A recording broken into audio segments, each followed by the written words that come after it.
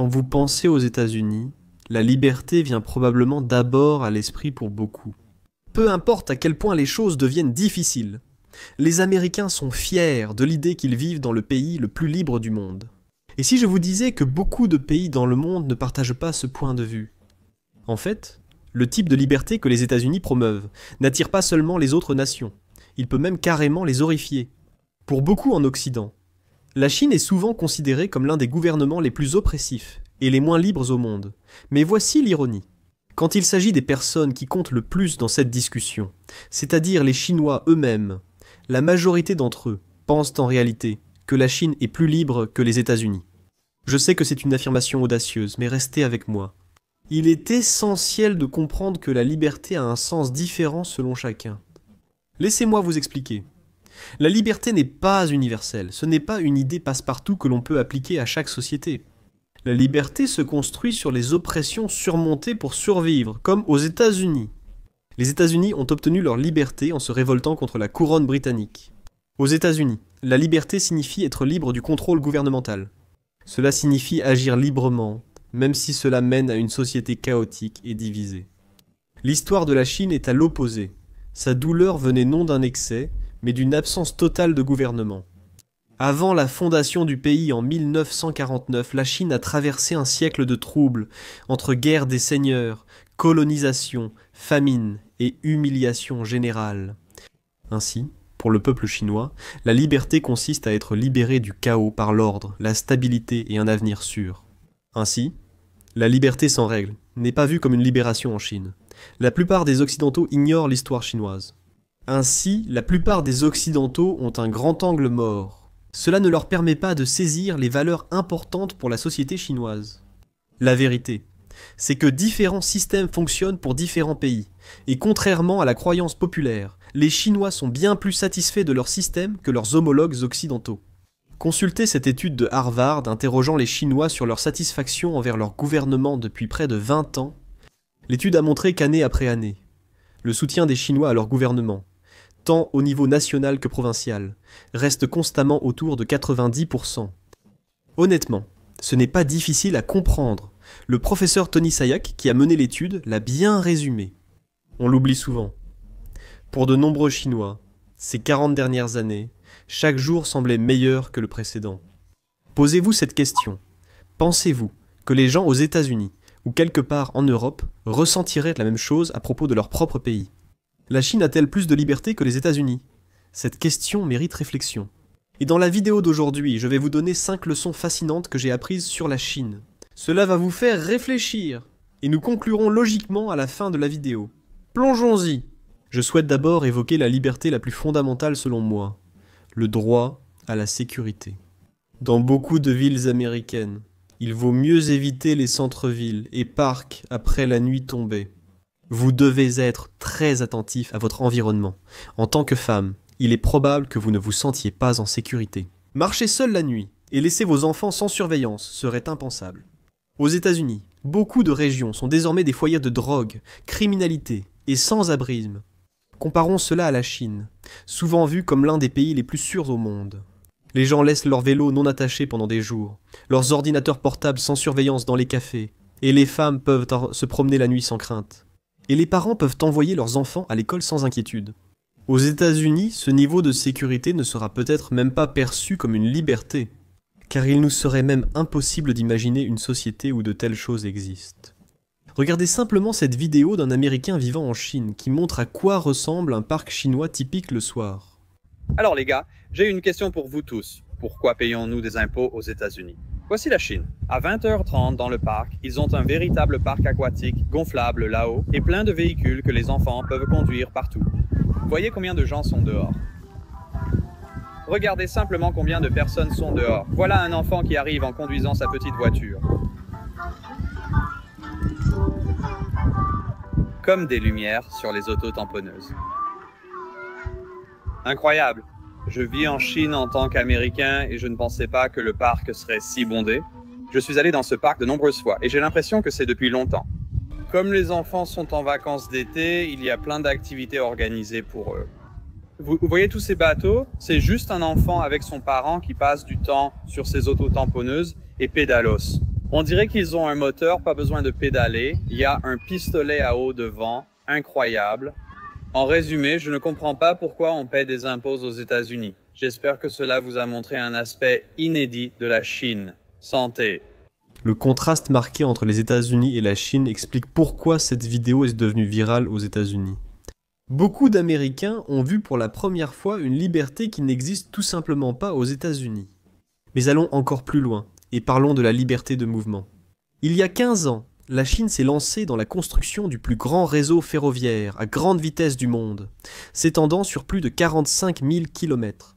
C'est un exploit impressionnant, mais nous réfléchissons rarement à sa signification humaine. Voyager facilement à travers le pays est très libérateur à bien des égards. Lors du Nouvel An lunaire chinois, vous assistez à la plus grande migration humaine mondiale. Chaque année, alors que littéralement, des centaines de millions de personnes voyagent des grandes villes vers leur ville natale, réparties à travers tout le pays. Chaque recoin de la Chine est désormais relié à ce vaste réseau, jusque dans les plus petites villes et villages. Ce type de connectivité ouvre des possibilités de voyage que, franchement, la plupart des gens aux États-Unis ne considéreraient même pas comme possible. Imaginez un trajet entre deux villes moyennes américaines, comme Buffalo et Nashville, ou Cincinnati et Charlotte. Voyager entre ces villes secondaires en Amérique est un cauchemar logistique. Il faut des billets d'avion chers, avec escale, ou un long trajet en voiture. Cela fait que les gens aux États-Unis restent beaucoup moins connectés les uns aux autres qu'ils ne le seraient avec un accès plus facile. En Chine, ces mêmes distances entre des villes de taille moyenne sont parcourues de manière fluide et sans encombre grâce aux trains à grande vitesse. La Chine dispose également des métros les plus avancés, présents dans 47 grandes villes du pays. Voici un exemple de la rapidité et de l'efficacité du gouvernement chinois au service de la population. Regardez ce graphique qui compare les réseaux de métro de Toronto et de Chengdu. En 2010, Chengdu n'avait pas de métro. Aujourd'hui, voyez leur progrès. Le métro de Chengdu compte parmi les 5 réseaux les plus grands et étendus au monde. C'est pourquoi j'encourage à visiter la Chine, car elle invente les technologies qui vont transformer notre monde. Observez ce graphique, montrant la part de marché mondial de la Chine dans les technologies d'énergie verte, des véhicules électriques aux batteries, aux éoliennes et panneaux solaires.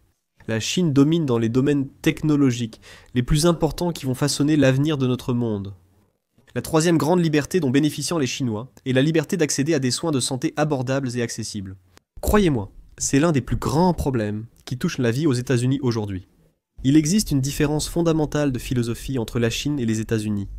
Les États-Unis sont l'un des rares pays où les soins de santé ne sont pas un droit humain, et cela concerne plus que la santé.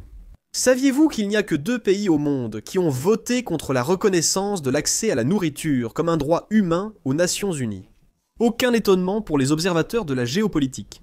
Il s'agit des États-Unis et d'Israël. Les États-Unis n'ont pas de système de santé, mais plutôt une industrie de la santé.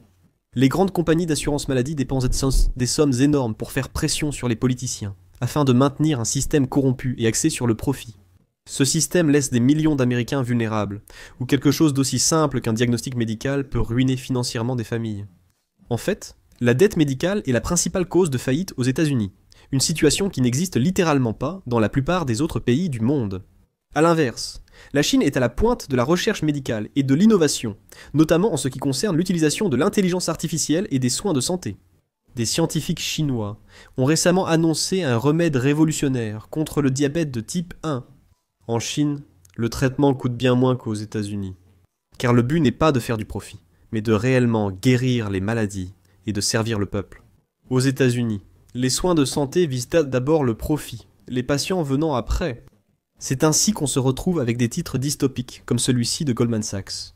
Qui a posé la question ? Soigner les patients est-il un modèle économique durable ? Mais c'est encore pire, car le coût des soins est très élevé. Nombreux sont ceux qui attendent trop longtemps avant de consulter un médecin, causant des décès évitables qui auraient pu l'être avec une visite précoce. De plus, aux États-Unis, l'accès aux soins dépend souvent de l'emploi. Les gens gardent des emplois qu'ils détestent juste pour conserver leur assurance. Sinon, ils n'auraient pas accès à des traitements vitaux, ce qui mène à un système médical très corrompu et peu libre. Le 4e domaine où la Chine accorde plus de liberté est la possibilité de posséder sa maison. Depuis des générations, l'un des aspects les plus importants du rêve américain était l'idée que si vous travailliez assez dur, vous pourriez finir par posséder votre propre maison. Mais aujourd'hui, Ce rêve est pratiquement mort. 5 des villes les plus inaccessibles du monde se trouvent désormais aux États-Unis. Les primo-accédants ne rivalisent plus avec des particuliers, mais avec des sociétés de capital investissement achetant des logements dans toutes les grandes villes américaines. De plus en plus d'Américains doivent louer, la propriété étant désormais un rêve inaccessible pour beaucoup. La situation du logement aux États-Unis est devenue tellement mauvaise que beaucoup de personnes ont été complètement exclues du marché. En 2024, le nombre d'Américains sans abri a atteint un record de 550 000, soit une hausse de 18%, à cause du manque de logements abordables. Maintenant, comparez cela avec la Chine, où le sans-abrisme est extrêmement rare, et où le rêve chinois de posséder un bien immobilier est toujours bien vivant. Voyez ce rapport de HSBC. 70% des milléniaux chinois sont propriétaires, contre 35% aux États-Unis. De nombreux milléniaux américains feraient tout pour posséder une maison. Ils seraient surpris de découvrir combien il est courant pour leur génération en Chine d'en acheter une. Maintenant, pour le dernier point. Et cela peut sembler un peu fou, mais les Chinois sont en réalité plus libres en matière de démocratie. Selon l'indice de perception de la démocratie 2024, une enquête européenne, les sondages chinois affichent des scores bien plus élevés sur la perception de la démocratie que les États-Unis, la France ou la Grande-Bretagne. Le sondage a évalué l'accord des personnes avec ces affirmations. La démocratie est importante, le pays est démocratique, le gouvernement sert le peuple et tous ont les mêmes droits devant la loi. Dans chacune de ces catégories, les réponses chinoises dépassent largement celles des nations occidentales. Cela peut surprendre beaucoup de gens en Occident, surtout puisque notre conception de la démocratie tourne souvent autour de l'idée que voter pour un président est la forme ultime d'expression démocratique. Cela rejoint ce que j'ai dit en introduction. La liberté a un sens différent pour chacun. La Chine se considère comme une démocratie populaire à processus complet, ce qui signifie que la démocratie ne consiste pas seulement à organiser des élections tous les quelques années. C'est un processus permanent, axé sur des objectifs à long terme, comme le développement économique et la réduction de la pauvreté.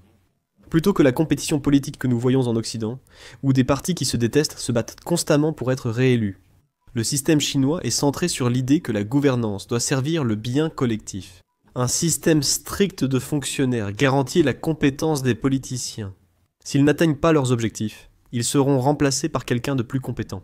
Cela suggère que le système chinois reflète peut-être mieux la volonté du peuple qu'il ne le paraît. Cela ne signifie pas que les pays occidentaux doivent adopter le système chinois. Le monde est trop unique et divers pour un seul type de gouvernement. À mon avis, chaque pays doit trouver un système qui lui convient et, surtout, qui sert ses citoyens. On dit aujourd'hui que les Chinois sont opprimés. Mais si l'on considère les enquêtes menées par des groupes de réflexion occidentaux indépendants, c'est une distinction importante. Les données montrent clairement que la majorité des personnes en Chine ont un niveau de soutien à leur gouvernement plus élevé que leurs homologues occidentaux. Pour résumer la vidéo d'aujourd'hui en un seul message simple, ce serait celui-ci. Alors que beaucoup en Occident considèrent la liberté comme les droits individuels ou les élections présidentielles, en Chine, la liberté signifie souvent la stabilité, la sécurité et la possibilité de vivre une vie sans peur ni chaos. La principale leçon est que la liberté varie selon les pays.